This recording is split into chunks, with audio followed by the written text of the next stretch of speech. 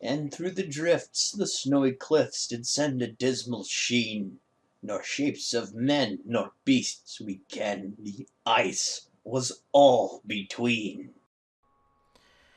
Hi guys, it's time for a new Magic the Gathering series, Magic in 10. I'll be describing a magic ability or a card in exactly 10 minutes. It's a new format I'm doing. The whole story time episodes haven't been getting that many views, so I'll try a new format. We might be get back to story time. I'd love to talk about Highlander. There can only be one magic card where all magic cards are restricted. I could go back into some of the esoteric formats like Type B. But for now, let's talk about banding. Banding came in the original alpha set of Magic the Gathering. Richard Garfield designed banding. He didn't think it was that complicated. It ended up being complicated. During the first Pro Tour, a lot of pros didn't know what banding did in some of the corner cases. And if the pros in the Pro Tours didn't know everything that the card did, it was probably too complicated to reprint. Unfortunately, it got stopped being reprinted on Unhinged, where a bunch of old fogies gathered around and tried to explain an Unhinged draft what banding did. The judge was called because it was taking about 5 minutes to explain, and the guy was just a noob. He had never seen banding before, and the judge basically picked up the Gatherer and read word for word what banding does.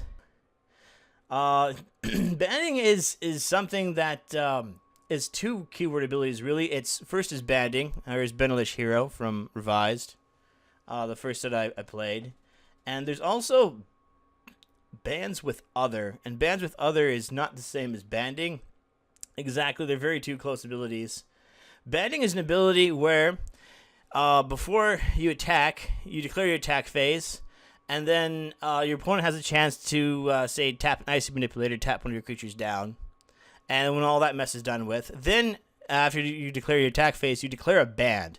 And a band is basically a stack of creatures. They stack on top of each other, kind of like creature enchantments. And a band is any number of creatures with banding. Or you could have any number of creatures with banding except for one. So you can make a band with two creatures. One of them has banding, one of them doesn't. Or both of them could have banding. For a band with three creatures, a legal band is two of the three have banding, or all three have banding. Another ability is bands with other. Bands with other, you can see here on Master of the Hunt. It's 2 green, 2 colorless. Put a Wolves of the Hunt token into play. Treat this token as a 1/1 green creature with the ability bands with other Wolves of the Hunt. Not bands with other wolves. Bands with other Wolves of the Hunt. And basically what bands with other is, you can declare a band that has to have exactly all of the creatures have to have bands with other with each other. For example, Adventurer's Guildhouse, the worst land in existence, says all of your green legends gain bands with other legends.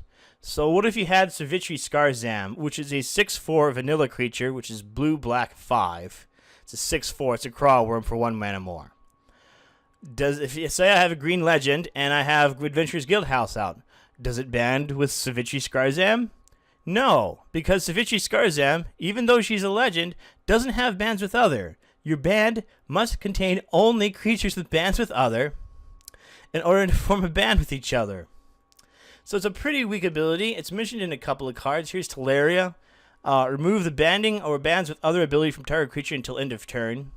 If you have a card that specifically just says remove banding, it also removes bands with other.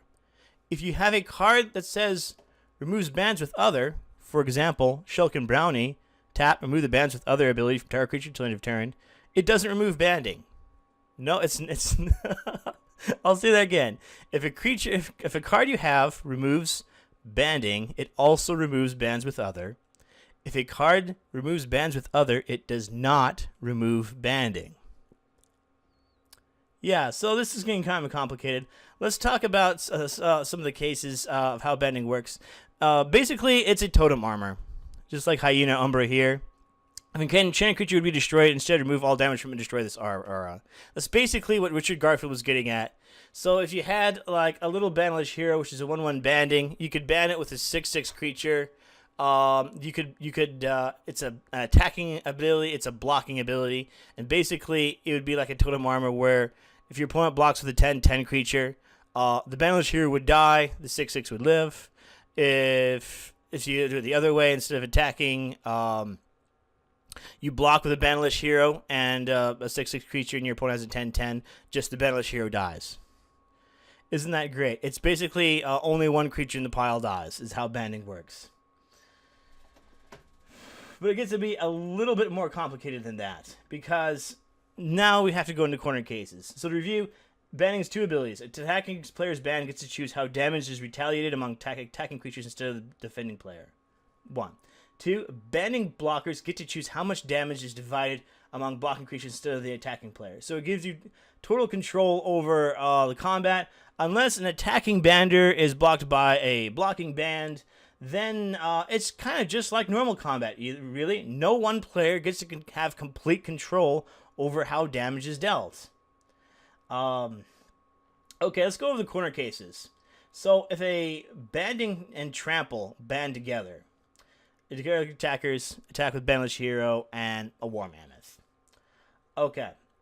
You can decide to maximize damage. Its trampling just does kind of share between banding. If your opponent blocks with a 3/3 creature with your 3/3 War Mammoth and your 1/1 Bandless Hero, your 1/1 Bandless Hero does 1 damage to the blocking 3/3 creature, and then the War Mammoth tramples 2 of its damage over, dealing mortal damage, killing the creature, and then 1 tramples over. So it's kind of like Bandless Hero also had trample. You can also decide not to do that. You can also just decide just to do 4 damage to the 3/3 creature and it super dies. Maybe your opponent has a healing salve. Maybe you just don't want him to cast it. So that's banding and trample. Banding first strike gets a little tricky. If a banding first strike creature is blocked and dies during the first strike step, the ban continues even if it becomes illegal temporarily. Magic the Gathering gets kind of confusing with cards like Raging River, which separate attackers and blockers, and creates all kinds of illegal attacks and blocks. The good part about banding is, if your banding creature dies, if you have a Bandless Hero and a War Mammoth, and Bandless Hero just gets lightning bolted, War Mammoth is technically still in a band until the combat's over. It's kind of nice. Let's look at some more corner cases. Both banded blockers get a -1/-1 from flanking. Flanking is an ability where if it's blocked, the blocking creature gets -1/-1. So if you band, flanking kind of doubles. Both Bandless Hero would get a -1/-1 if it blocked, and say you block the War Mammoth, it would also get -1/-1 if it blocked. Also, flanking stacks with itself, so you can have a flanking creature. Like, shadow creature can be blocked if it bands with a non-shadow creature. So the abilities for evasion do not share between banding creatures. It goes with banding shadow. If a banding creature like Bandless Hero bands with a shadow creature, it can be blocked. If a banding creature like Bandless Hero bands with a flying creature, it can be blocked. If you have a creature that says it can block only creatures with flying, it could actually block a Bandless Hero if it's banding with a creature with flying. Same thing with Landwalk. Landwalk's an evasion ability. Can't be blocked if the opponent has forests. But if it's banded with the Bandless Hero, you can block Bandless Hero, which means you can block the entire band, even the ones with Forest Walk. So isn't this kind of complicated? Can you see why Richard Garfield didn't want this to happen? The intricacies of banding to go out of control like this. This is just some of the corner cases. So these are just some of the corner cases from Magic the Gathering.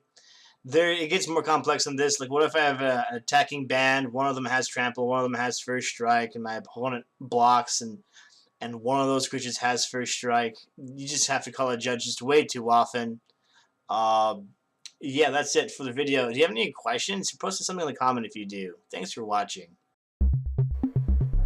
What? Walloficecream found a way to make money? That's right. You can help your favorite YouTuber, your third favorite YouTuber, by getting a month of Humble Bundle and referencing me with this reference code, or going to Hulu and buying several months of Hulu, or going to G2A and checking out that website. I have a reference link right there on the screen.